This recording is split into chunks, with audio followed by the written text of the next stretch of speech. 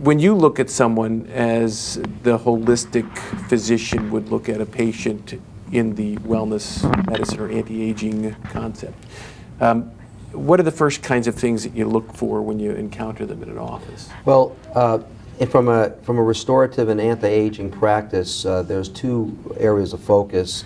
We feel that those in the anti-aging community, we view the paradigm of aging, one, relating to hormones, and two, relating to nutritional processes that have gotten out of control in the body that actually lead to things such as DNA mutations and destroying and damaging tissue. So in the first regard, we feel that it is well known that as one gets older, there is a decline in most of the important body hormones. And the question that has been debated is, well, is this just normal, quote, aging? Do hormones decline with age? Or do we age because our hormones decline? And that's really the center of the universe as far as intervention. And I practice interventional endocrinology. And so there's a huge amount of evidence that at least reversals of conditions such as body fat, diabetes, osteoporosis, prevention of cardiovascular disease, prevention of Alzheimer's disease can be done with hormonal interventions. For example, the most famous experiment that was published in the New England Journal of Medicine in 1990 was done by Dr. Rudman, where he took supposedly healthy elderly men, 68 to something like 80 years of age, who had developed what was called a frailty syndrome. And you know what that is? That's when older people tend to shrink and they lose muscle mass and they look very frail. And basically, at that time, we were able to give these, Dr. Rudman was able to use recombinant human growth hormone, and the results were spectacular. It didn't necessarily cause these people to live longer, but they gained body muscle and stamina and lost body fat, and their bones improved, and they just felt much better. So there's no, and this has been reproduced many times.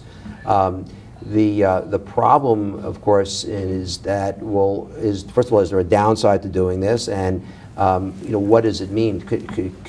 Can we guarantee that there's not going to be long-term side effects? But when you're talking about a 75 or 80-year-old man who's deteriorating from a quality of life point of view, how much longer are we talking about? You can't wait another 50 years for controlled studies. So a lot of this is done empirically, and there's a huge accumulating experience in the anti-aging community and patients that report significant increases in quality of life. The other half, beyond hormonal replacement, is the issue of loss of the ability to regulate the normal functions from a nutritional point of view. So here we have damage to tissues due to diminished levels of antioxidants, higher levels of what we call end products of glycation, which is essentially high blood sugars damaging proteins and membranes. And so this is happening well before anyone, say, would develop diabetes. The tests that we use in standard medicine they're 60 years old. I mean, what technology relies on 60-year-old technology? We now have cutting-edge technologies that can identify what we would refer to as high oxidative stress states, where the patient would be deemed low in antioxidants. Or we have better cholesterol panels that can tell us whether a particular cholesterol is not only high, but is it likely to cause the plaques and the blockages that lead to organ destruction. So there's coming online a whole host of testing that hopefully will be proved to be much better as far as finding, say, in a person like you who feels absolutely normal, finding processes that, if we don't change them, can lead to deterioration in the future. And the problem is that you're not going to feel this. You mentioned inflammation. Inflammation is the term they're now using is inflammaging. So you know what inflammation is when you bump your knee. It's red, it's hot, it's swollen. But there's a microinflammation that's occurring in everybody. And when this gets out of control, it leads to damaged linings of blood vessels, damaged organs, damaged brain cells. And we're now learning how to measure signs of inflammation. So a test that perhaps you've had is called the C-reactive protein.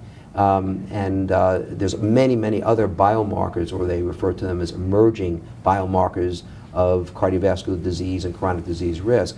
So when people come to me, they're often feeling just like you are, very healthy. They don't complain of anything. What they're wanting to know is, what can they do? Is there any more insight that can be gleaned from evaluating them in certain ways that will help them stay healthy and to head off problems?